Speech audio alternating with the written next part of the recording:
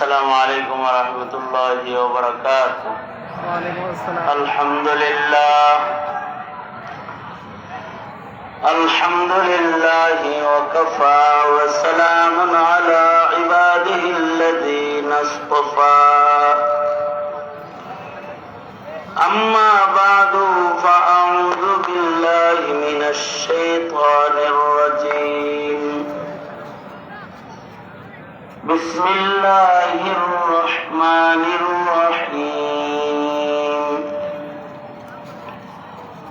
إن الله يحب التوابين ويحب المتطهرين. وقال النبي صلى الله عليه وسلم: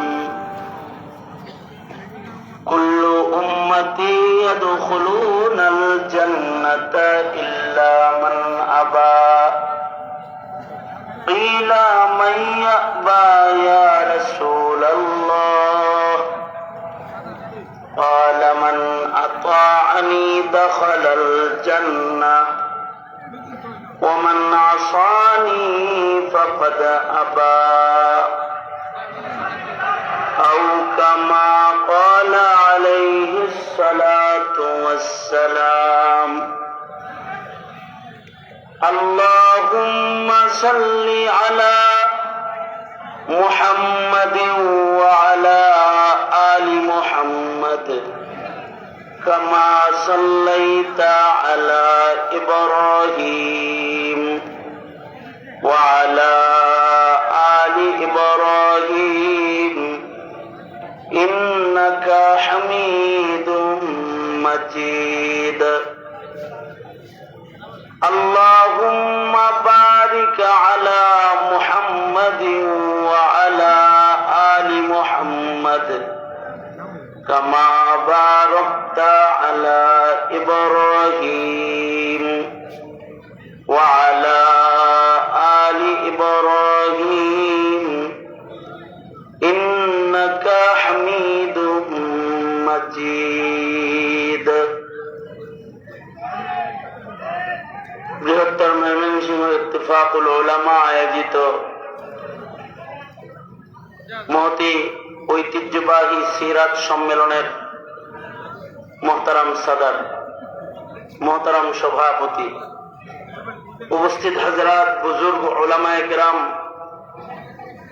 সম্মুখপানে সমবেত দিন প্রিয়, ইসলাম প্রিয়, দিনদার ইমানদার মুমিন মুসলমান ভাইরা, পর্দার আড়াল থেকে আলোচনায় শামিল মা বোনেরা, বিশ্বজগতের মালিক, বিশ্ব প্রতিপালকের বিশ্ব দরবারে কালিমাত শকর যে মহান রব্বুল আলামিন আকাবিরদের একটি মজলিসে সিরাতুন নবী সাল্লাল্লাহু আলাইহি ওয়াসাল্লাম শিরোনামে আমাদেরকে আল্লাহ তাআলা একত্রিত হওয়ার তৌফিক দান করেছেন। কালিমাত শকর পড়ি, শুকরিয়া আদায় করি, জবান খুলে মুহাব্বতে বলি আলহামদুলিল্লাহ। মুরব্বীরা আলোচনা করেছেন এবং আমার পরেও বড়রাই কথা বলবেন। মাঝখানে কিছু সময় মুরব্বীদের নির্দেশে ছোট্ট করে একটি সবক তাকরার করার মানসে আয়াত হাদিস আপনাদের সামনে পেশ করেছি। খুব সংক্ষেপে কিছু কথা। এই পৃথিবীতে সব মানুষ আল্লাহর কাছে প্রিয় না।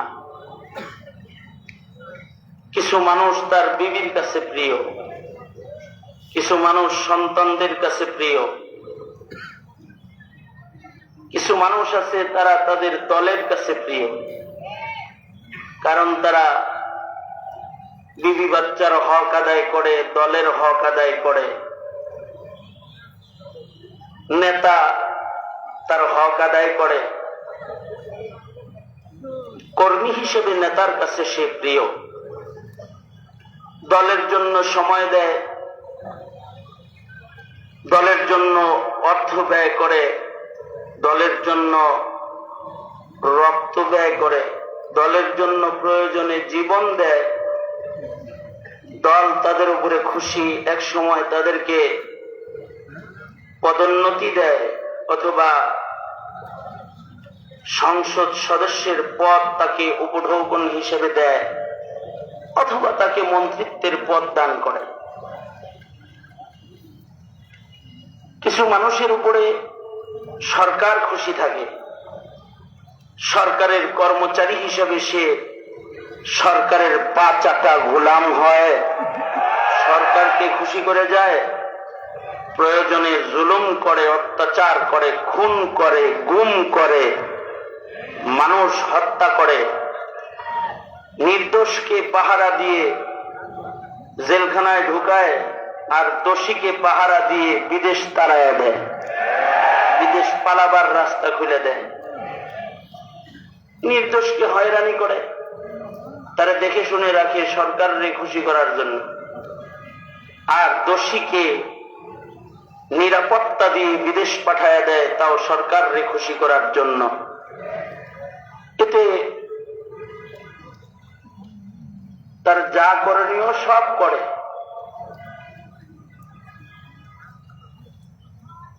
16 বছর দলের কর্মীরা হেলমেট বাহিনী নামে তারাই পুলিশ আর্মি সেজে অবৈধ অস্ত্র চালায় মানুষের রক্ত নিয়েছে দাস হিসেবে, যারা আলেম ওলামার উপরে অত্যাচার করেছে, সরকারের চাহিদা পূরণ করে ইতিহাসের স্মরণীয় নিকৃষ্ট গ্রেফতার কর্ম, যেটা ইতিহাসের পাতায় পাওয়া যায় না, এত আলেম একসাথে গ্রেফতার, তাও বাহিনী করেছে।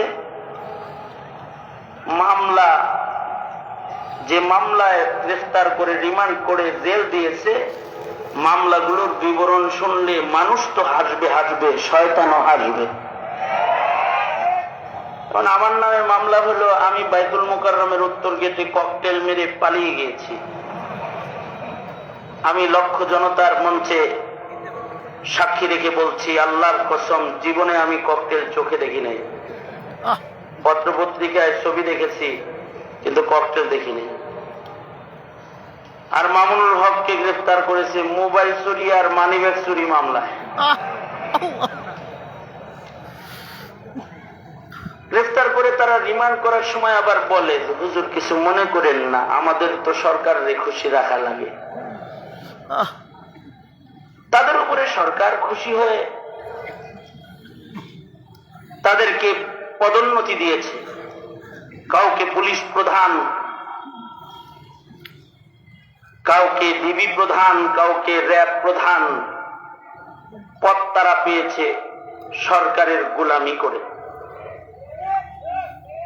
কিছু মানুষের উপরে ভারত খুশি, দাদা খুশি, যেমন শেখ হাসিনা, তার উপরে সবাই নারাজ থাকলেও মোদি নারাজ না, খুশি।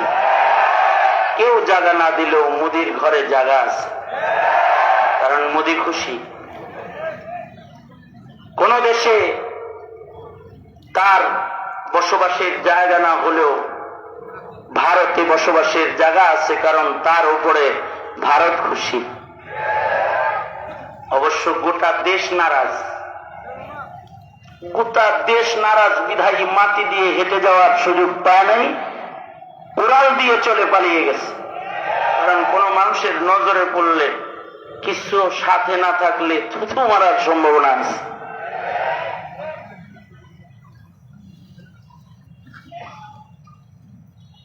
এদেশের আলেমরা তো সর্বাধিক নির্যাতিত, কিন্তু তারা গণভবনে মার্চ করে যায় নাই। 72 সাল থেকে আমাদেরকে রাজাকার বলে, টুপি আর দাড়ি, পাঞ্জাবি, এরা সব রাজাকার। কওমি মাদ্রাসার ছাত্র আলেম ওলামা রাজাকার বলে তাদের গালি দেয়, রাজাকারের বাচ্চা বলে। কিন্তু আলেমদের ধৈর্য বেশি, তারা গালির জবাবে পাল্টা গালিও দেয় নাই, দাওয়াও দেয় নাই। কিন্তু বৈষম্য বিরোধী ছাত্র আন্দোলনের ছেলেদেরকে যখন রাজাকারের বাচ্চা বলেছে, তখন ওরা গোটা দেশ থেকে গণভবন মুখী মার্চ করেছে আর বলছে, তুই রাজাকার। রাজাকার আমরা না, তুই রাজাকার। এমন ধাওয়া দিছে, চতুর্দিক থেকে এমন ভাবে আটকাইছে যে সামান্য জায়গাও গাড়িতে চড়ে যাওয়ার মতো সুযোগ শেখ হাসিনা ছিল না, কারণ চতুর্দিকে ছাত্রদের বেষ্টনী ছিল।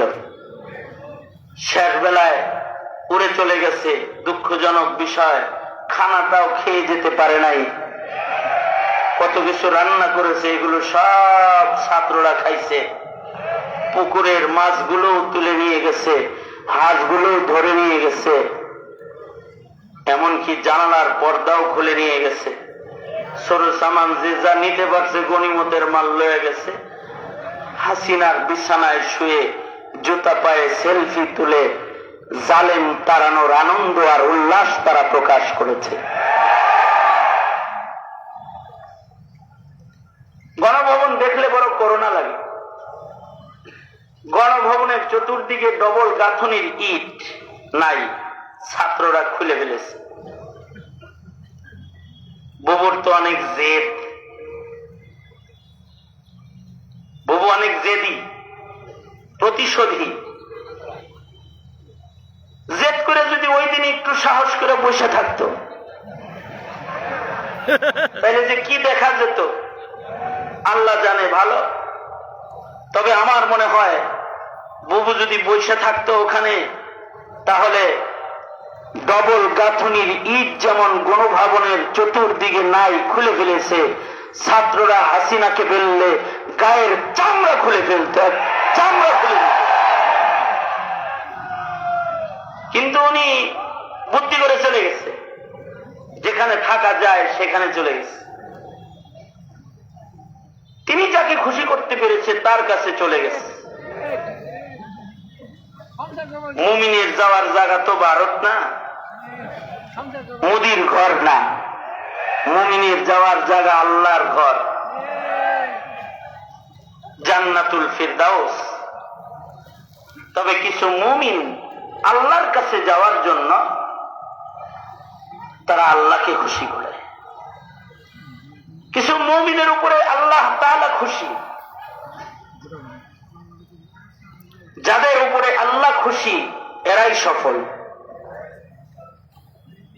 পৃথিবীর সকলকে খুশি করেও যদি আল্লাহ নারাজ হয়ে যায় তাহলে জিন্দেগি বিফল। আর আল্লাহ যদি খুশি হয়ে যায় তাহলে বান্দা সফল। আল্লাহ তাআলা খুশি কাদের উপরে হয়?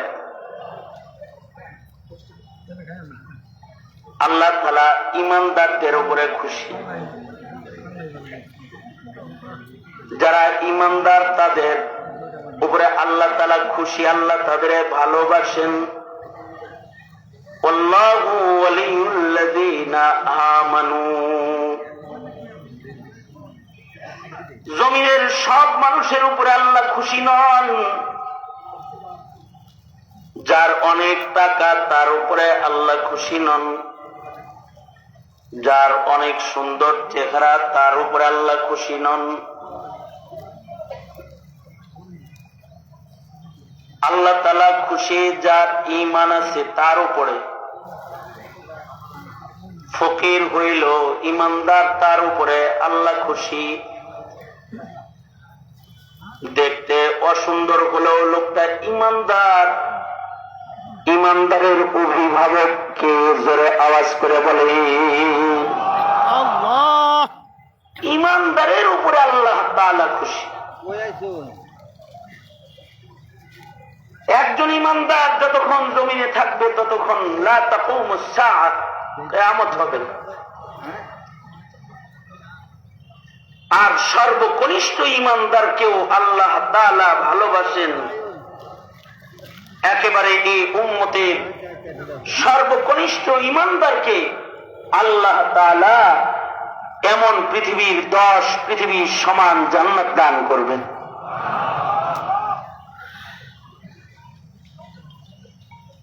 এজন্য মুমিনের জিন্দেগীর সবচেয়ে বড় পাহারা হলো তার ঈমানের পাহারা।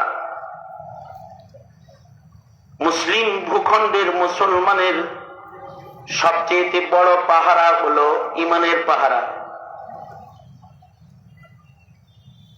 মাল দৌলতের পাহারা, ডিজিটাল ক্যামেরা, নিরাপত্তা বেষ্টনী মুমিনের আসল সম্পদের পাহারাদার না। মুমিনের আসল পাহারা হলো তার দৌলতে ঈমানের পাহারা। কারণ ঈমানের দৌলত নিয়ে যদি কেউ কবরে যায় তাহলে সে সফল হয়ে যায়। বাহিনীর দ্বারাই দেশের পাহারা হয়, গণভবনের পাহারা হয়, অফিস আদালতের পাহারা হয়, কিন্তু ঈমানের পাহারা যেটা, এটা রিজালুল্লাহ, আল্লাহর নির্বাচিত দল দিয়ে ঈমানের পাহারাদারি করতে হয়। এ কারণে মুসলমানের মাটিতে যখনই ঈমানের উপরে আঘাত হয় তো পাহারাদাররা পাহারা দিতে রাজপথে বেরিয়ে যায়। এই পাহারাটা যারা বুঝে না তারা বলে মোল্লা রাজনীতি করে।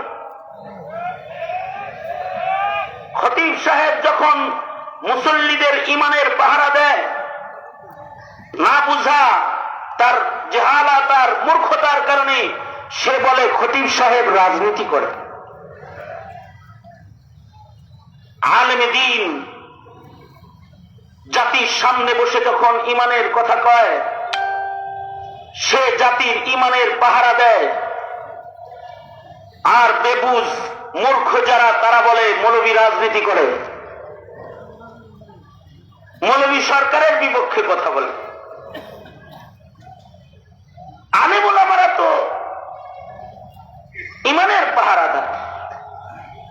যুগে যুগে যত আলেম নির্যাতিত হয়েছে, যত আলেমকে জেল খাটতে হয়েছে, যত আলেমকে ফাঁসির রশিতে ঝুলতে হয়েছে, যত আলেম দ্বীনের রক্ত দিতে হয়েছে, সকল আলেমরাই ঈমান আর আমলের পাহারা দিতে গিয়ে তারা নির্যাতনের শিকার হয়েছে।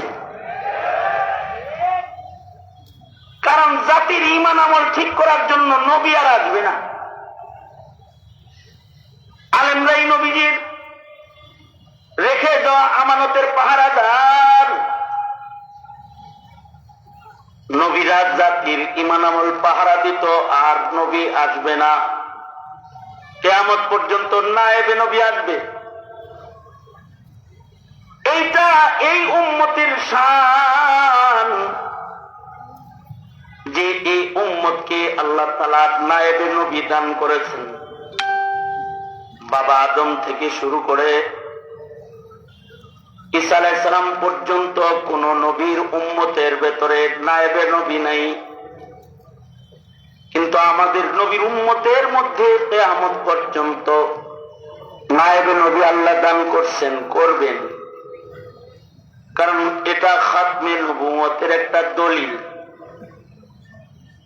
ঈমান আমল ইসরাফিলের বাঁশি পর্যন্ত পাহারা দিতে নবী দরকার হবে না। নায়েবরা কাফন পরে রাজপথে পাহারাদারিতে থাকবে, কোন নবীর জরুরত নাই, নায়েবরাই পাহারাদারি করবে।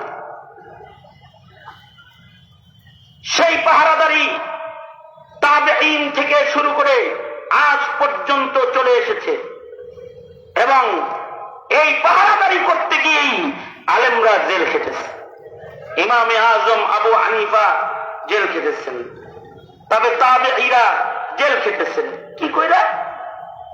আমলের পাহারাদারি কইরা অথবা ঈমানের পাহারাদারি কইরা। ইমাম সারাখসি 11 বছর জেলখানায় ছিলেন। হানাফি মাযহাবের গুরুত্বপূর্ণ উসুলের কিতাবগুলো ইমাম সারাখসির লেখা।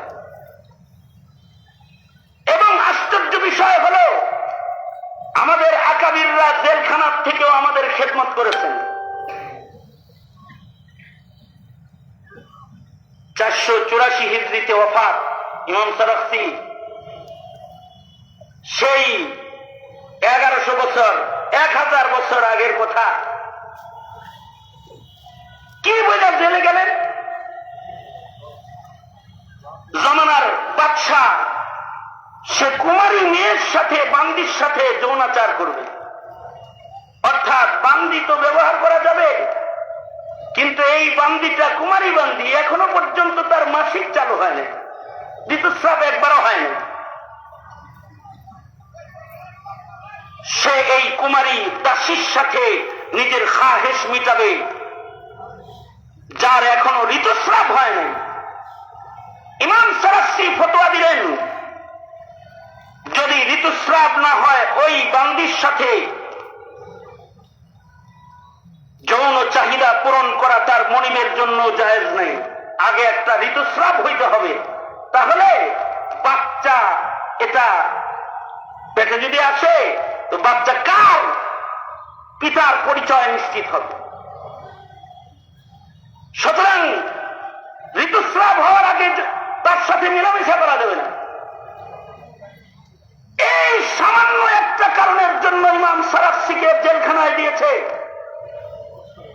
জমানার জালিম রাজা। এবং এই জেলখানার ভেতরে 1 বছর নয়, 2 বছর নয়, 11টি বছর। আগের জমানার জেলখানা এক ভয়ঙ্কর জেলখানা, একটা কুয়ার ভেতরে জেল, গভীর কূপের ভেতরে ইমাম সারাসিকে রেখেছে। যে কুয়ার ভেতরে তার ইস্তেঞ্জা করতে হতো, এই কুয়ার ভেতরে তিনি খাবার খেতেন। এই অন্ধকার কূপের জেলখানায় 11টা বছর এক যুগ ছিলেন, খালি জায়েজ ফতোয়াটা দিয়ে দিলেই পারতেন। কত মৌলবী হাসিনার কামড়ে জায়েজ করে দিল। ইমাম সারাসি জায়েজ ফতোয়াটা দেন নাই, না জায়েজ না জায়েজ। 11 বছর জেলখানার মধ্যে বন্দী। ছাত্ররা জেলখানার চতুর্দিকে যায় বসে গেলেন, যা বলল, উস্তাদজি আপনার ইলম থেকে আমরা উপকৃত হতে চাই। হাকিমে ওয়াক্তের ইজাজত নিয়ে আপনার জেলখানার কূপের চতুর্দিকে আমরা পয়সা গেছি কাগজ কলম লইয়া। উস্তাদ আপনি জেলখানার থেকে তাকরীর করেন। ইমাম সারাসি উসুলে ফিকহের 2 খণ্ডের কিতাব জেলখানা থেকে তাকরীর করছে। মাবসুতের 11 খণ্ড কোরআন সাফা জেলখানায় বসে বসে তাকরীর করেছেন, আর ছাত্ররা বসে বসে লিখেছেন।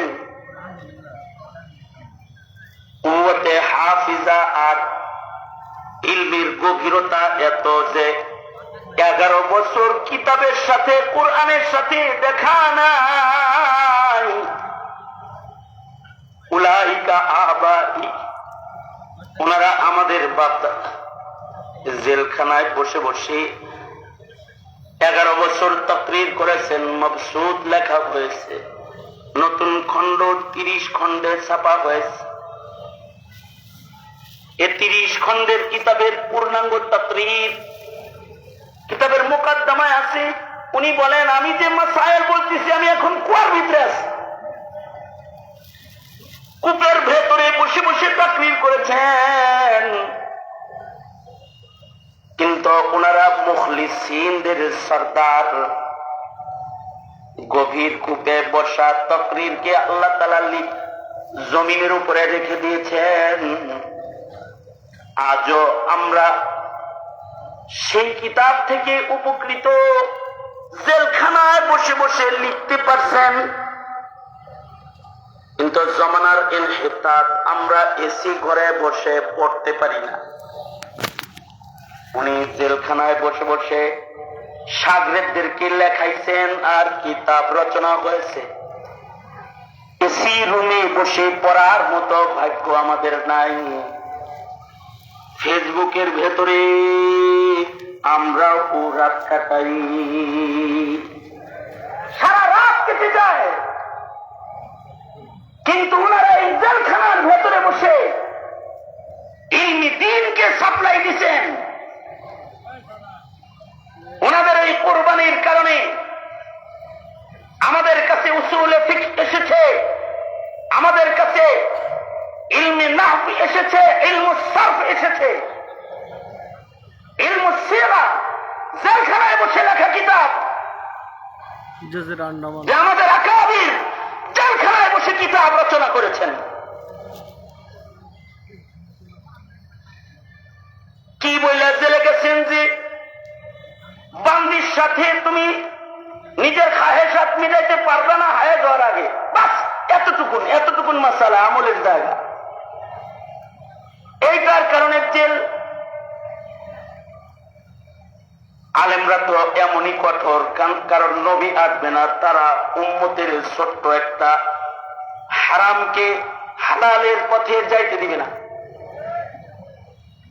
যেখানে ছোট্ট একটা হালাল আমলকেও হারাম তরিকায় হইতে উম্মত দিবে না, সেইখানে ইহুদির দালাল যারা, তারা মুসলমানের মাটিতে নাস্তিকের চাষাবাদ করতে চায়, কাদিয়ানির চাষাবাদ করতে চায়, ইসলাম মিটায়ে বহুত্ববাদকে জমিনে প্রতিষ্ঠা করতে চায়।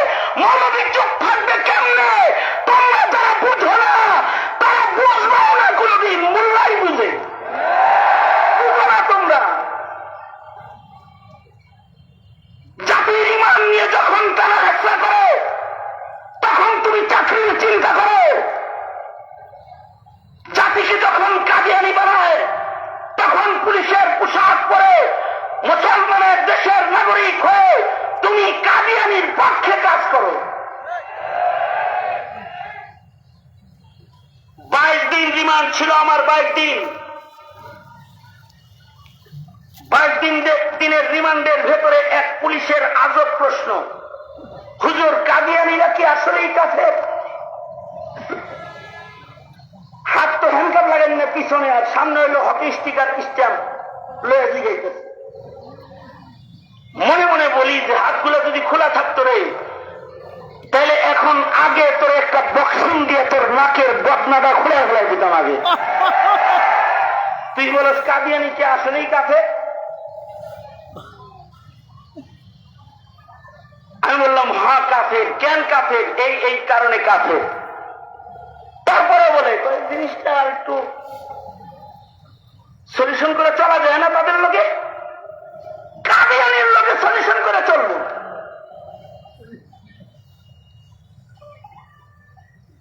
আমি মনে মনে অনেক কথা বললাম, কারণ মুখের ভাষা তখন ছিল না, জবানে ছিল তালা, কথা বলে বিধায়িত জেলখানা, কথা তো বলাই যাবে না। কিন্তু তখন মনে মনে চিৎকার হইতেছিল, রক্তক্ষরণ হওয়া চিৎকার, আরে তোর মতো পাঠাকে কে যে এই সরকারের অফিসারের চেয়ার দিল? তুই তো আমার শাহজালালের মাটির মুসলমানের সুইপার হওয়ার যোগ্যতা সংরক্ষণ করিস না। সুইপার হওয়ার যোগ্যতা তোর নাই।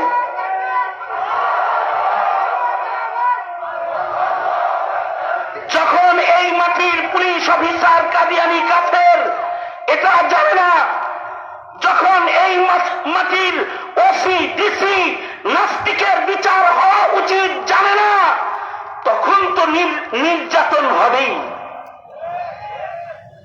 তখন তো জেল জুলুম মাথা পেতে নিতেই হবে। প্রয়োজনে ফাঁসির রশিও নেওয়া লাগতে পারে।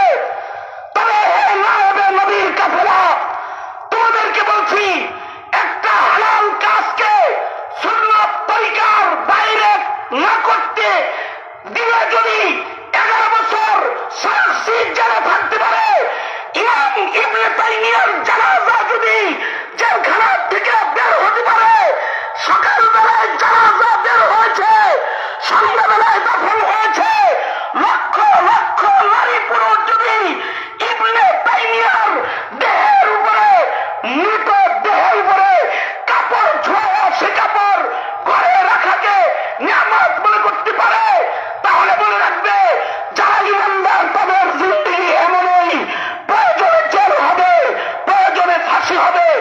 বাতিলকে বাংলার মাটিতে প্রতিষ্ঠা করতে দেওয়া যাবে না।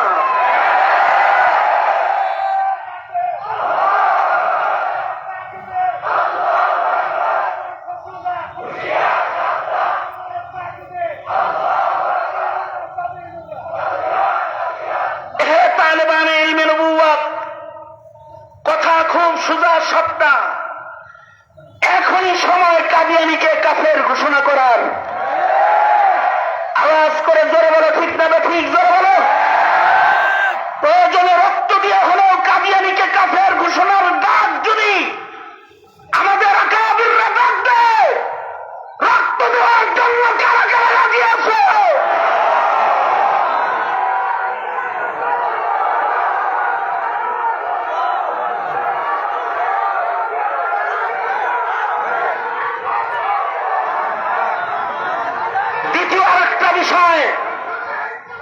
দ্বিতীয় আরেকটা বিষয় হলোই, আমি যে কথাটা আমার আলোচনার ভেতর দিয়ে সুস্পষ্ট করেছি, সেটা হলো এই মাটির পুলিশ অফিসার নিজেও জানে না কাদিয়ানী কাফের।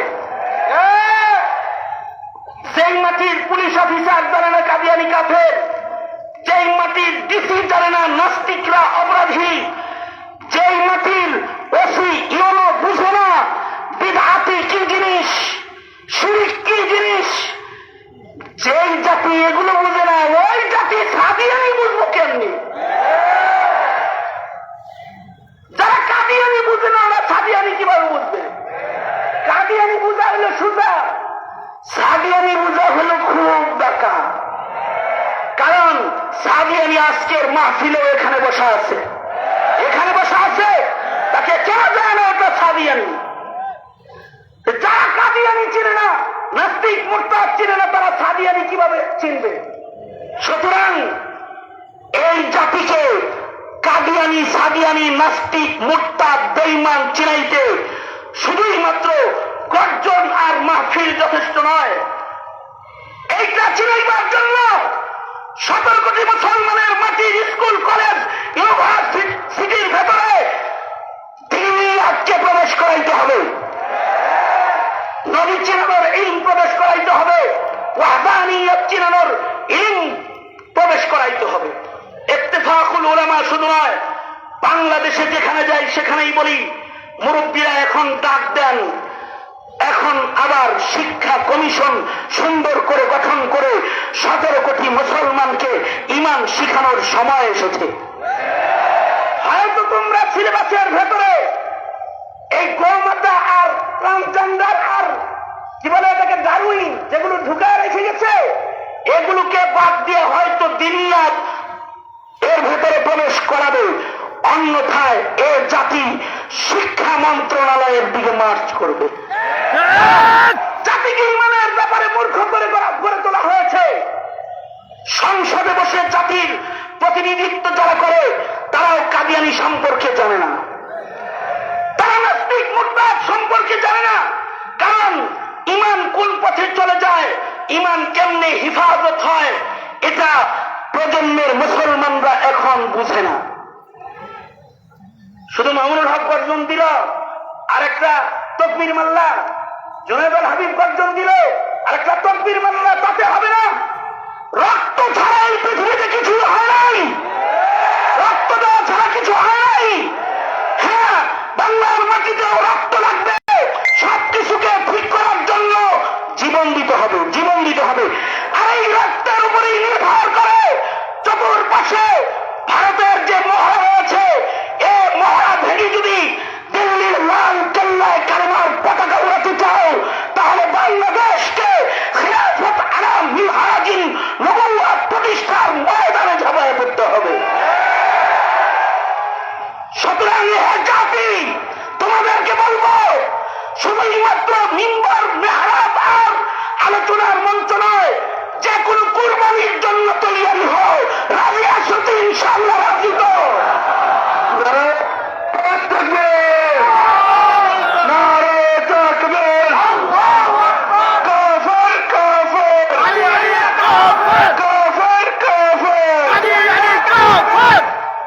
মুসলমানের আল্লাহর মাহবুব হওয়ার রাস্তা খোলা মাত্র দুইটা, 3 নাম্বার কিছু নাই, হয়তো শহীদ নয়তো গাজী। এই জোরে বলেন, হয়তো শহীদ, জোরে বলেন, হয়তো শহীদ নয়তো গাজী। বিড়ালের বাচ্চা হয়ে বেঁচে থাকার কোন রাস্তা নাই মুসলমানের, হয়তো শহীদ নয়তো গাজী, এছাড়া আর কোন রাস্তা খোলা নাই। যদি বেঁচে থাকতেই হয় শাহাদাতের রক্তের নজরানার উপরে গাজীর পতাকা কাঁধে করে বেঁচে থাকতে হবে, এমন বেঁচে থাকার কোন অধিকার